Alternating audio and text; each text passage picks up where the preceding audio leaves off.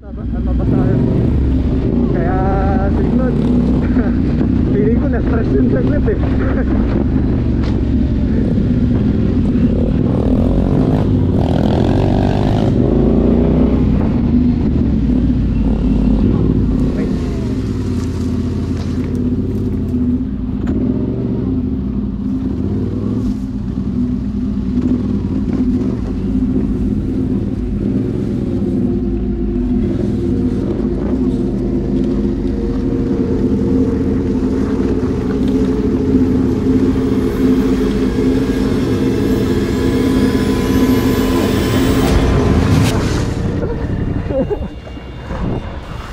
Tinahapon ako nun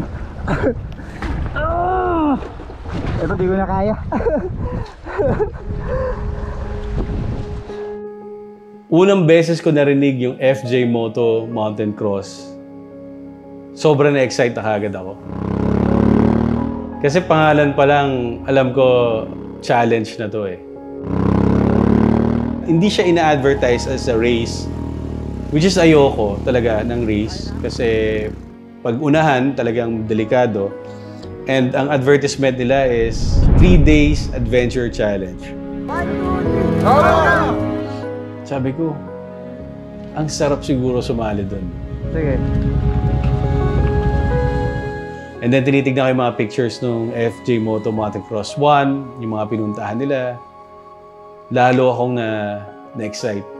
1,200 kilometers, 60% road. So nung FJ Moto Mountain Cross 2, you won't know the destination until you reach checkpoints. I didn't let the opportunity pass. So talagang sabi ko, hindi, sasali ako dito and I have to experience this.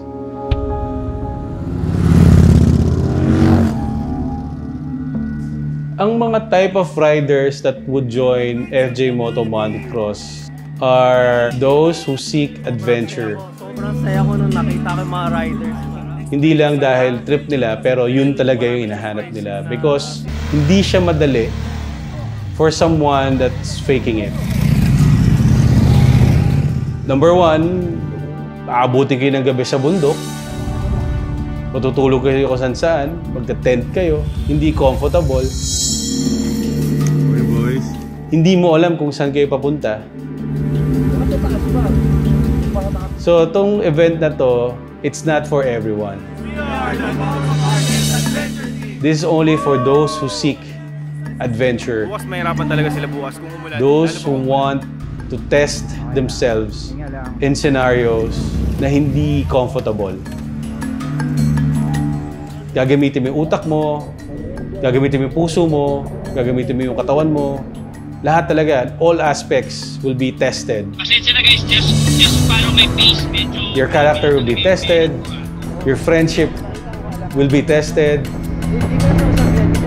Dito may mga conflicts that you have to resolve as a team. Yun ang difference ng event na to compared sa iba. And yun yung reason bakit ito yung inabang-abangan na event ng mga adventure riders. So I'm really, really excited and the team is excited.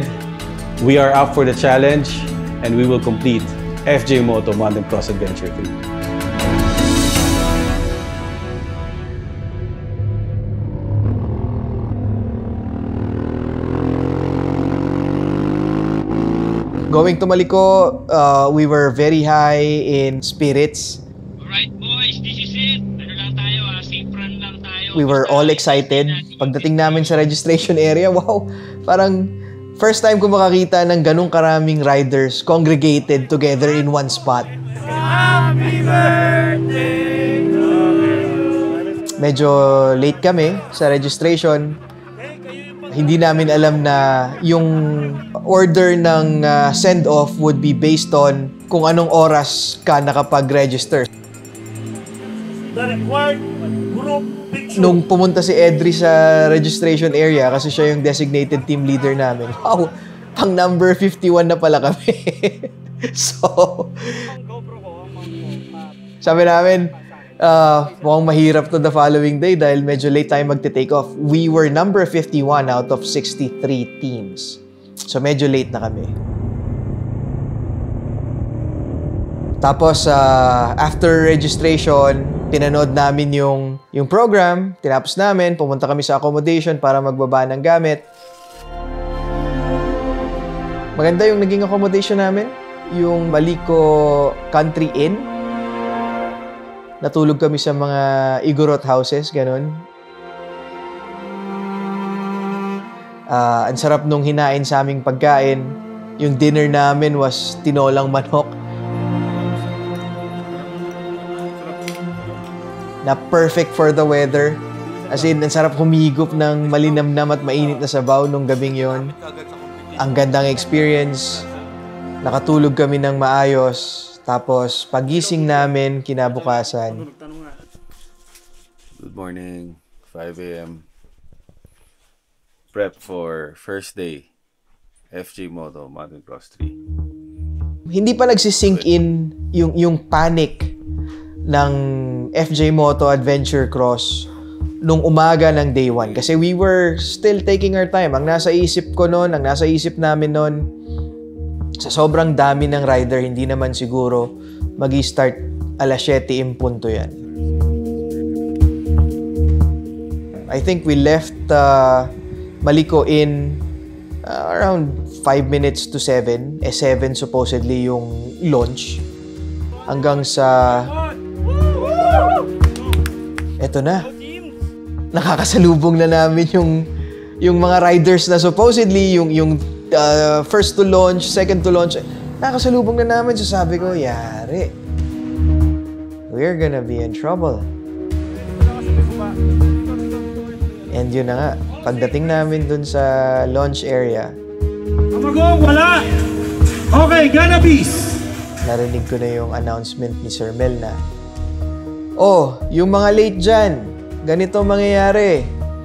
Patatapusin muna natin lahat ng maagang dumating, tsaka kayo ilo-launch, tsaka kayo bibigyan ng coordinates." So sabi ko, pang 51 na nga kami, supposedly yung sa sequence ng launch, na late pa kami, so we're really gonna be far behind.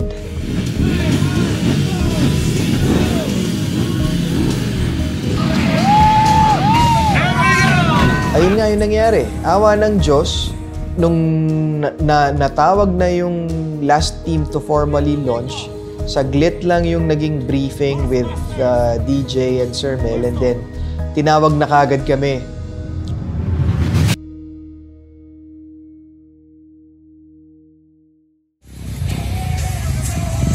Here are the Backroads ATV using a Royal Enfield Himalayan. Moto Market Adventure Team! Proceed to the starting area. Proceed to the starting line. Doon na nagsinkin yung panic. Sabi ko, eto na. This is as real as it gets. Kasi pupunta na ako doon sa starting line.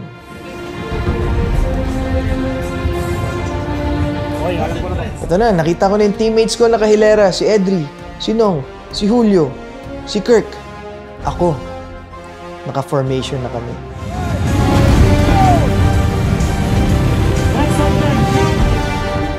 Tapos, pinicturean lang kami ni Don Joseph.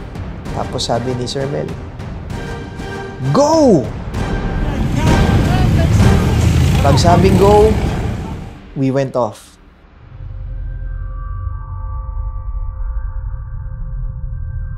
Hindi pa namin alam what to expect. Ako, personally, hindi ko pa alam what to expect. I was still, ninanamnam ko pa yung view kasi umalis kami ng Maliko. Ayan na yung araw. So, ang ganda pa rin ng mountain range. Hanggang sa sabi na ni Edri, "Oh, we are about 60 kilometers to the first checkpoint, which is Bambang, Nueva Vizcaya."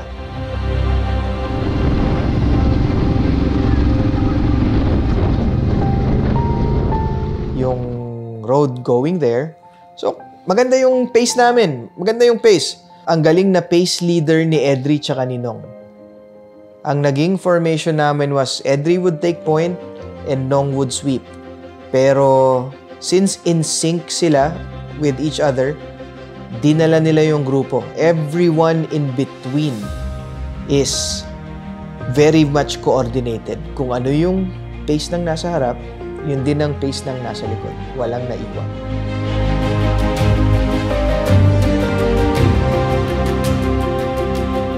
After the market, after we took the selfie dun sa may palayan, second checkpoint was Edralin Falls. Second checkpoint, Edralin Falls. I don't know what's up there, but so far, sabi lang okay naman daw. But here, papark lang dito. Nakita niyo, dami mga motor. And then may hike going up. First checkpoint, yung Edralin Falls.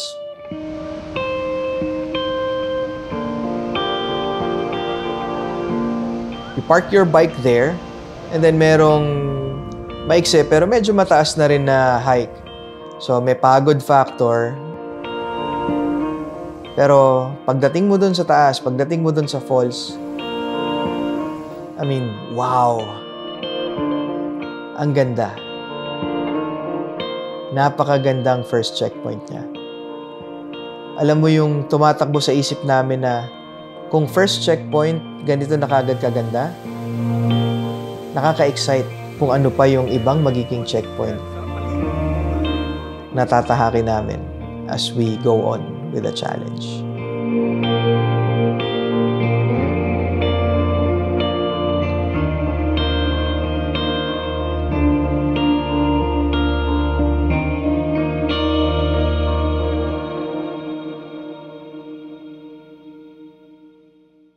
Pagod. Masaya. Enjoy so far? Yeah, so far. is a liar. Kala ko, motorcycling event. Di pala. The biggest lie ever, almost there. Adventure. Alright. Alright. Oh. Oh, ano yan? Hindi Ano to? kita malilimutan.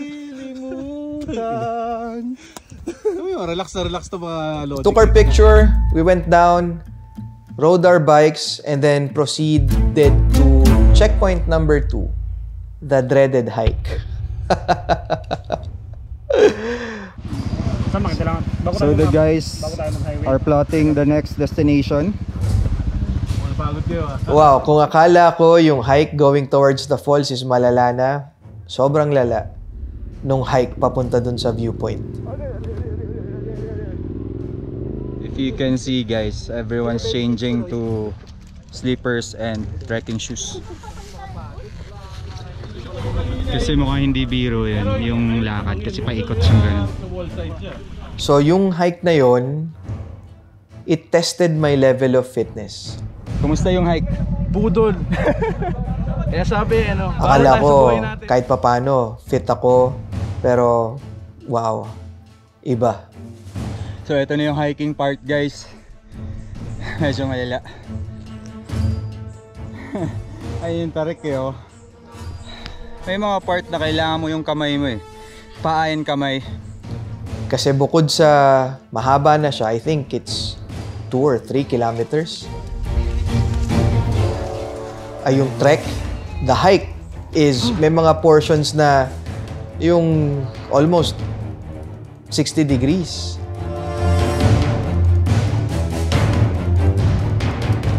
Tapos taniman eh. So may part na basa yung lupa, lusak.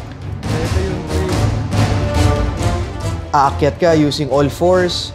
Kailangan mong gumapang, kumapit. Tapos yun nga, pagod ka na, medyo mataas na yung araw. Doon nagsimulang ma-deplete yung energy ko nung day 1. Kasi kung anong challenge niya paakyat, I'm sure na ganun din yung challenge niya pababa. Checkpoint number 2. Ito yung hinike namin pataas. Ito yung reward natin. Ito yung reward. Look at the view. Yeah. Woo! Jack, Peresti, Don Joseph. Ewan ko ako. Ang sasabihin ko lang. Walang iya kayo. DJ! Ang dami nyo pinahirapan dito. Ay, nako. Oh. Kurot na pinakamanipis. Oh. Melo, kulang pa raw. Bel ko no, Biten, no? Oh. Si Dennis, kala ko diretso sa baba, eh, puta. Nung narating namin yung tuktok, yung view deck, sobrang ganda. It provided you a 360 view of the Caraballo mountain range. Shout out sa Princess Inday tsaka husband and wife, Rides and Adventures, then ADB Napaka-surreal ng experience. I mean, alam mo yung pinagod ka, pero pagdating mo dun sa tuktok, yung may reward. Alam mo yung ganon.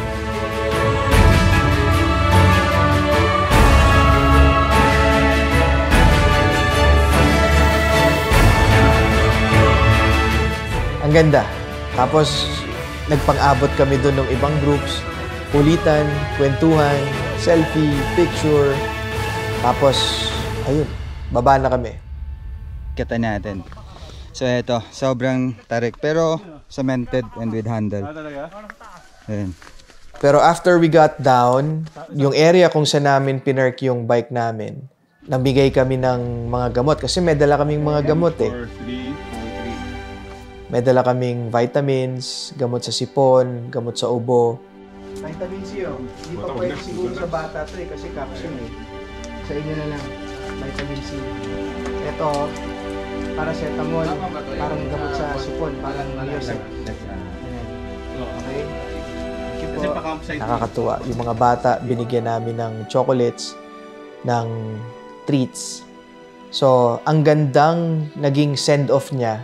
Kasi kahit pagod ka, seeing those people's reactions, yung gratitude nila sa simpleng bagay na binigay mo, ang gandang send-off pag-alis namin. Kasi kahit pagod ka, it filled you with positive, positive emotions eh. It filled you with good vibes.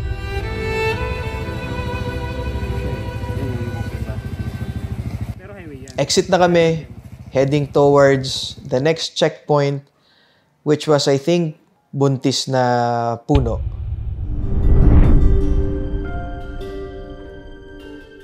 The viewpoint going there to the next checkpoint, lahat yun trail na.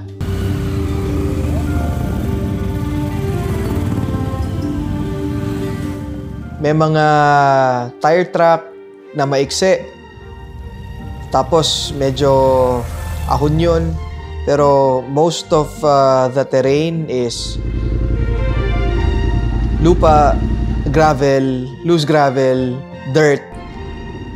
Yun na yung simula ng trail ng FJ Moto Adventure.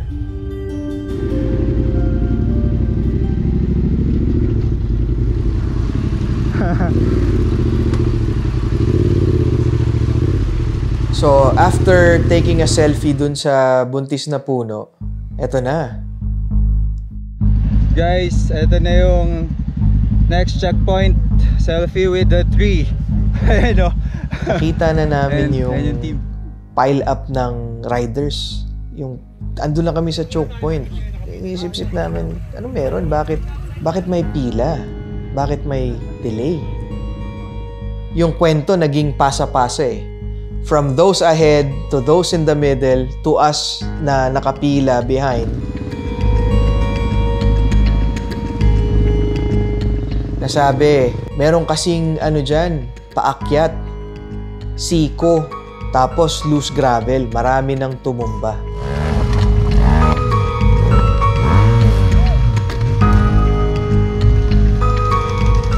Parang sabi ko, wow, parang mahirap yata yun.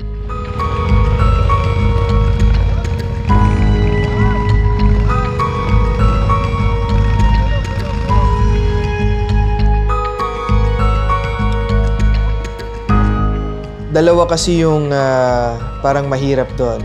Yung isa is yung ascent going towards Siete and then Siete itself.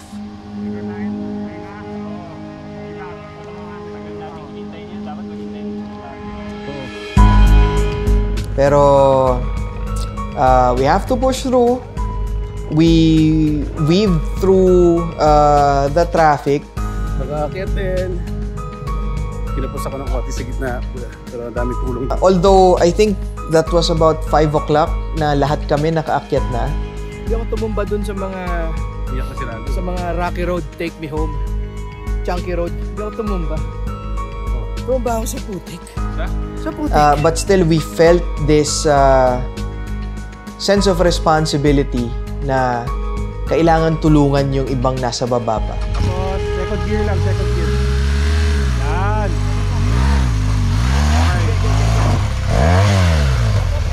Up.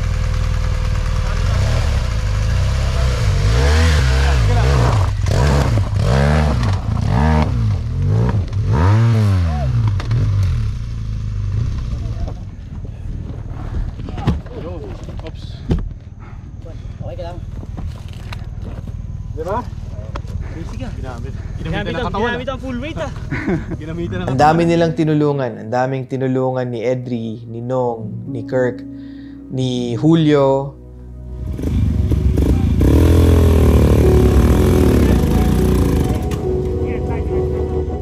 Doon lumabas yung essence ng FJ Moto. Yung theme na fellowship. Kitang-kita pong kagad. No, doon sa part na yon, day 1 pa lang.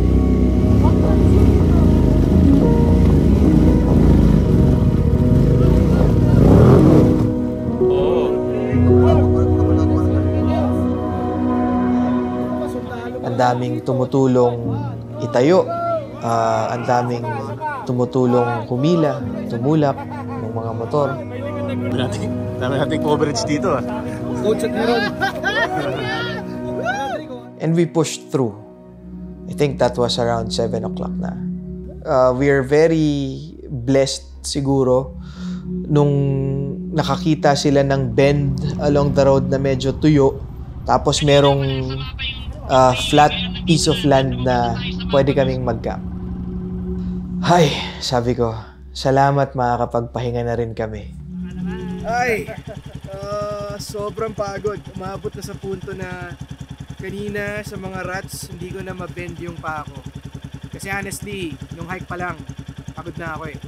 Tapos yung terrain kanina, yung trail, sobrang pagod. Sobrang saya ko din kasi I got to experience this. Not many people nakaka-experience ng ganito. I mean, kung nakakabilib yung ginawa ko sa Himalaya, sa India, mas nakakabilib to. Mas nakakabilib to kasi this is very raw. This is very raw adventure.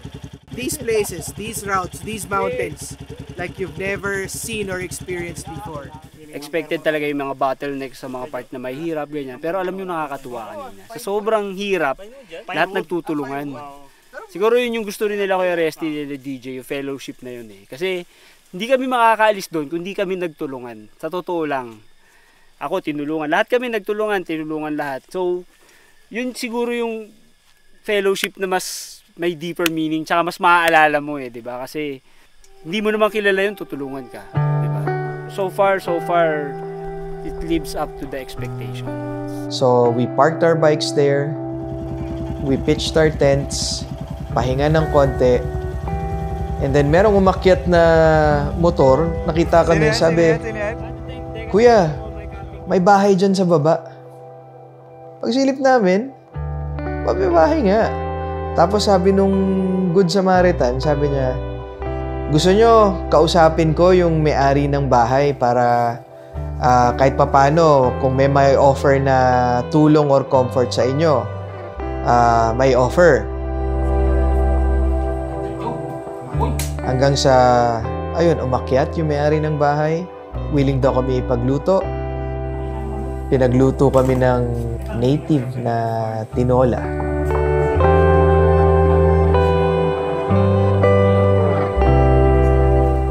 Which was again very perfect for the setting, for the weather. And alam mo yung pakiramdam na sobrang pagod mo, tapos bigla kang hihigop ng mainit na sabaw. Ang sarap. Heaven. Heaven. Pwede.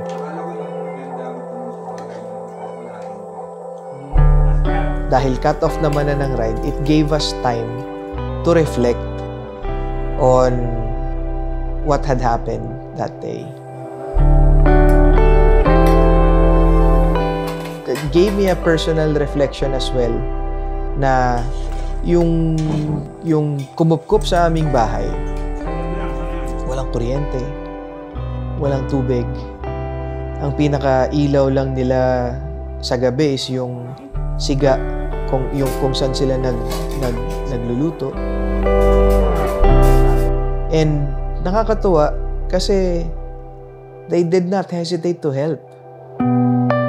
Alam mo yun, yung parang, eto kami, mga naka-big bike, mga mukhang, alam mo yun, galing sa syudad, sila na napakapayak ng pamumuhay, willing i-offer lahat.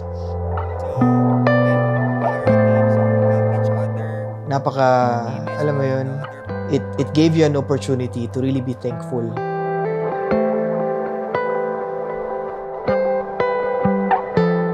Start kami ng bonfire. We gathered around the fire. Iba't ibang tao, iba't ibang background, nakapalibot sa apoy, and pinagkikwentuhan namin yung mga nangyari for that day. Sobrang ganda ng experience.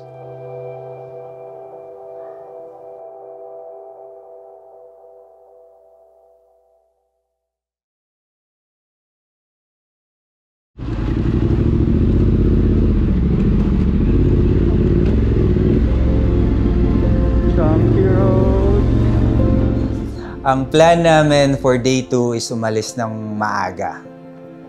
Pero nagulat kami, biglang nag-decide si Nong na balikan yung teammate nung kasama namin sa camp. Kasi naiwan siya dun sa taas.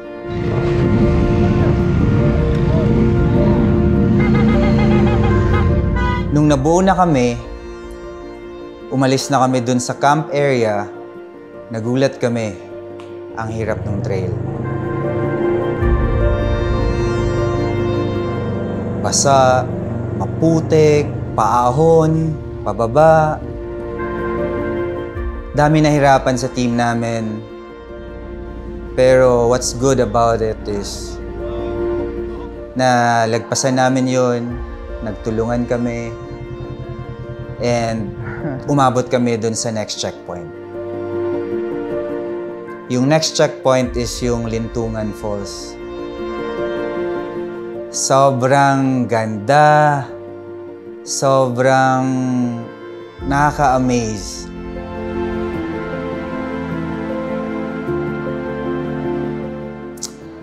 Pero, again, may hinahabol kaming oras kasi behind na kami for day 2.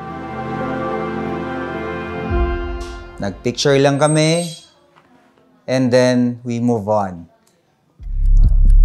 From that Lintungan Falls, it's a long drive going to, I think, Isabela or Tuguegarao.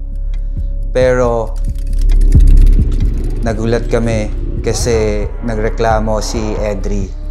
Sabi niya, okay, parang guys, parang flat ako. Tingnan nyo nga, flat yata ako parang nagsaslide yung likod ko. Nong, pacheck nga, pacheck. Sige kuya, bante ka lang. Chinek namin yung motor niya. Wala na, pudpud na yung bearing. Hindi na nga umiikot Pero Edri himself decided na kaya to guys. Tuloy tayo.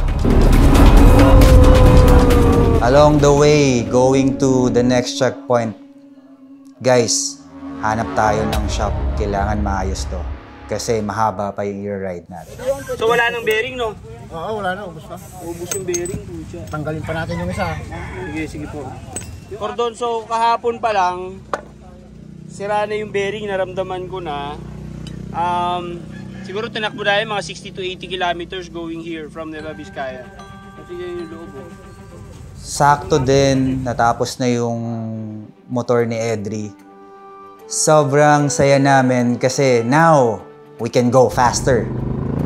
So, it's a long drive, highway, passing through cities, ganyan.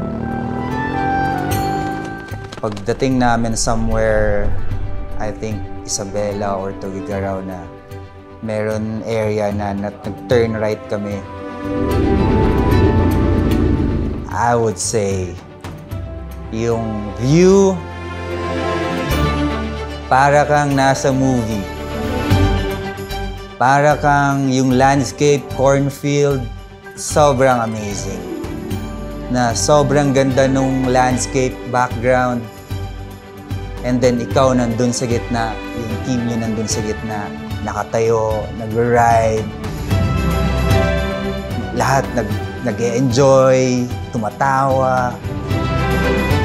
Ang saya, ibang klaseng experience yun. I think that is one part of the highlight for day 2. Ibang klase. This is the first checkpoint for day 2 and naghihintay lang kami ng coordinates kung saan yung next checkpoint, and it's already 4 p.m. The next checkpoint is a river. Pagdating namin sa river, took a photo, and then gather as a team, talk about where is the next checkpoint. Lahat ng teams magka-camp sabay-sabay dun sa Bagaw Falls. Ayun. So all teams will congregate there. Pag hindi nag-camp doon, walang coordinates tomorrow. And then we decided, tara, we have to go. Kasi we have to reach the camp or that checkpoint before it gets dark. Pero unfortunately, hindi kami umabot. So we decided to camp and then let's just do it the next day. Checkpoint number 2 for day 2, Bagaw Blue Water Waterfalls. So we settled at the campsite. Camp tayo. Ayan. And then, kailangan natin mag-picture sa waterfalls bukas. Close na kasi 5 p.m. di tayo mabot. This campsite, in-arrange nila to ng organizer para doon mag-camp lahat ng participants. Kasi again, the theme of this event is fellowship. Sobrang sarap nung feeling. Nakaupo kayong lahat, sharing stories, kasama yung ibang team, tatawanan kayo, mag-aasaran kayo. And imagine, this is under 1 billion stars pag tumingin ka sa taas. Sobrang ganda. I think hindi kayang tapatan ng 5-star hotel yung camping namin doon. One of the best. And then, nagpahinga kami kasi we have a long day waiting for us sa 3rd day.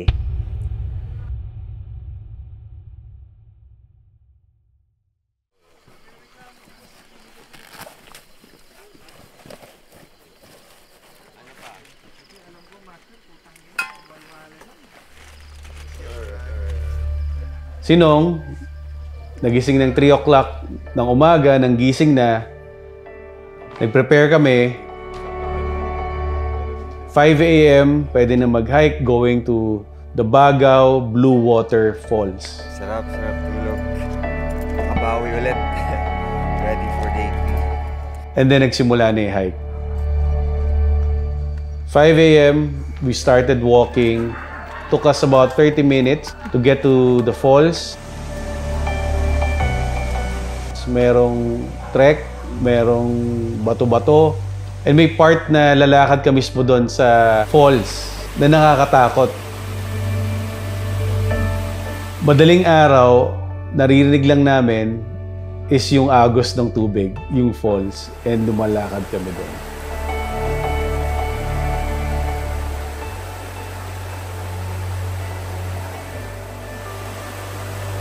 Putang ganda nga nito.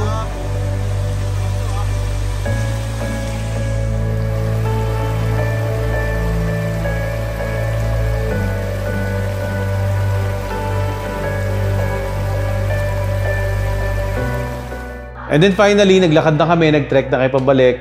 Again, panibagong legs challenge to kasi trek again. And we have a long day to cover for the rest of the day. Nasa Cagayan kami, and ang ending, ang finish line, vegan. Good morning, boys! Solid yung pahinga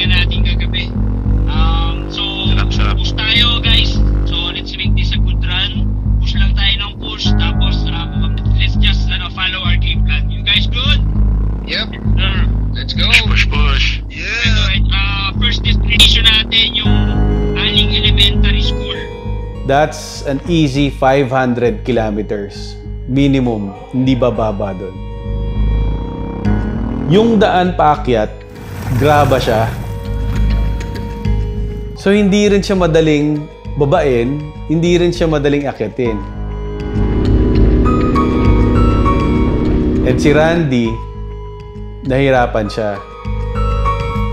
Kasi sabi niya may nakaharang and nag-alanganin siya. And dahil nag-stop siya doon sa gitna, hindi na siya naka-take off.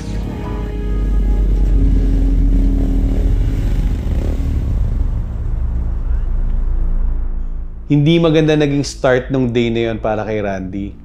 Kasi nawalan kaagad siya ng kumpiyansa sa sarili. Issue kaagad, bagsak kaagad, hindi pa nagsisimula yung araw. Alam kong bad trip na si Randy noon eh. Kasi sa Sena, sa comms namin, well, nagsabi pala ako sa team namin na napahinto kaming dalawa ni Randy. Medyo sensitive na siya. Sinabihan niya ako na, stuck kami ni Randy dito. Siguro yan. Sinabi ko nga, stuck tayo dito. Sensitive naman ito. Sinisisi mo na naman ako. Ako na naman yung bumagsak.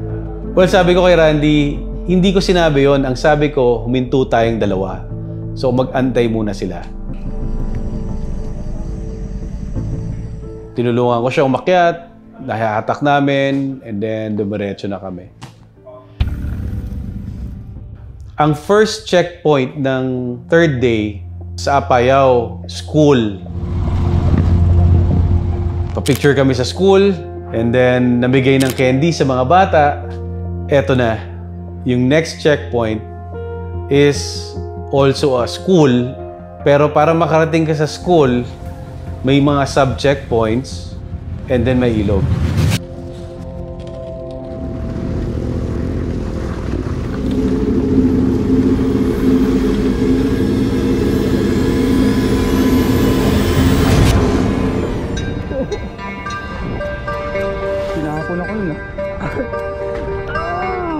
Isa sa mga rides namin leading to FJ Moto Model Cross 3, may ilog.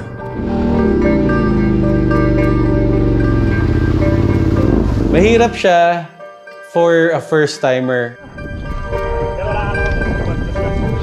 But that served a good training because may mga single track na bangin. May mga switchback sa trail na single track na paakyat. Nasa isip namin noon, pag nilagpasan namin yun, FJ Moto Model Cross ready na kami. Especially kay Randy, kasi never pa nakapag-trail si Randy ng ganong level. And alam ko rin na ang FJ Moto Model Cross 3, for sure, just like the last one, may ilog yan.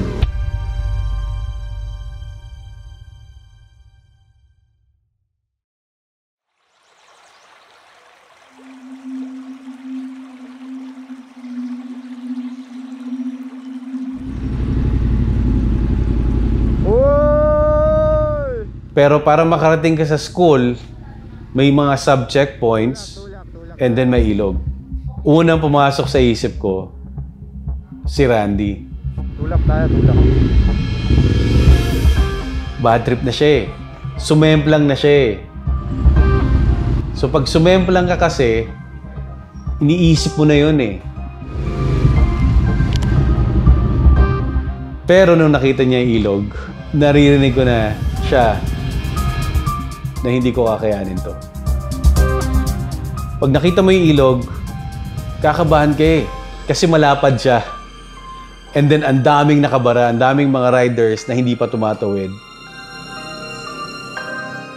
Si Nong, being Nong, dumiretso, okay. Si Edri, pinarada niya yung bike, nag-decide siya as team leader. Guys, baba lahat ng bike, punta sa ilog, isa-isa, tulong-tulong. So tumawid na si Edri, tumawid na ako, tumawid si Kirk. So nagtutulungan ngayon dito, pag di kaya, alalay, tulak. Ang magandang ginawa ni Nong, pinuntahan niya si Randy. Sinabihan niya, Randy, ako magra-ride ng bike mo. Huwag ka nang kabahan. Idol, thank you. Yan, bayanihan. Yun ang teamwork. Yun ang teamwork.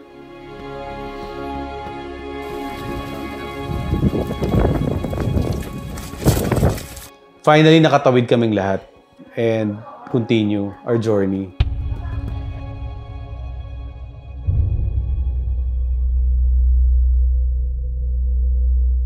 Ang next checkpoint after that is Mount Kilang. Wala pa sa amin nakapunta sa blazing mountains of the gods. Hindi namin alam kung anong ine-expect namin. On the way, sobrang hirap na hirap ako. Kung i-compare ko yung hirap ko nung first day, kumpara dito, mas nahirapan ako dito. Finally, nakarating kami sa tuktok. Umulan, sobrang foggy, zero visibility. Hindi namin mahanap yung Mount Kilang kasi natatakpan ng mga ulap.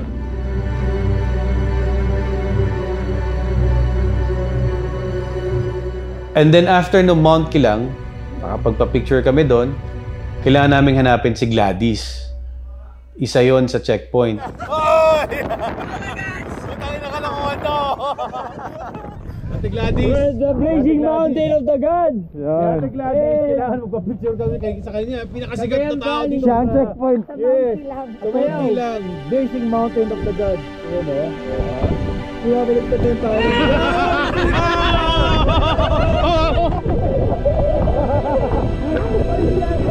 Nakarating kami ng Abra, mga bandang alas 8, alas 9 na.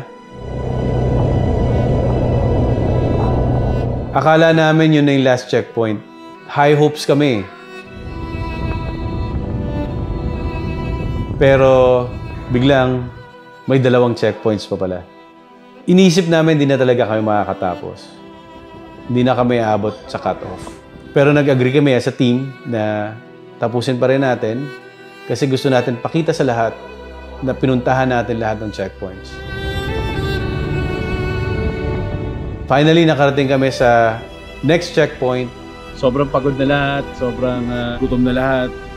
Lahat gusto makatapos. We're running out of time. We only have a couple of hours left to finish this. So we're gonna do our best. Whatever happens, all good kasi yung teamwork talaga is very, very important. And then pagsakay ko sa motor, naalala ko, biglang may sumigaw sa ibang grupo. In-extend yung deadline hanggang alas 12 na raw. Sobrang na-uplift kami. Noong tumatawid kami sa finish line, mixed emotions. Ako ang nasa isip ko, wala akong pakialam sa oras. Kahit malate pa kami. Kahit hindi kami umabot sa binigay na oras. Dahil sa mga nakita ko, sa mga pangyayari, winner na kami. Dahil nakita ko kung paano hinandle ng bawat isang miyembro ng team namin. Yung challenges, yung struggles, physical, mental, and how this event tested the character of each team member and pushed through. Sobrang proud ako. That I can tell everyone, kahit hindi kami mabot, finisher kami. Dinaanan namin lahat ng checkpoints. lahat na na-experience namin na aberya, ni-resolve namin. And I think yun ang essence ng challenge na to. Is to be able to push through no matter what and be able to be of help to other teams and other riders. Add value sa kanila. And come out of this event still a solid team. We are the Moto Market Adventure Team. Okay.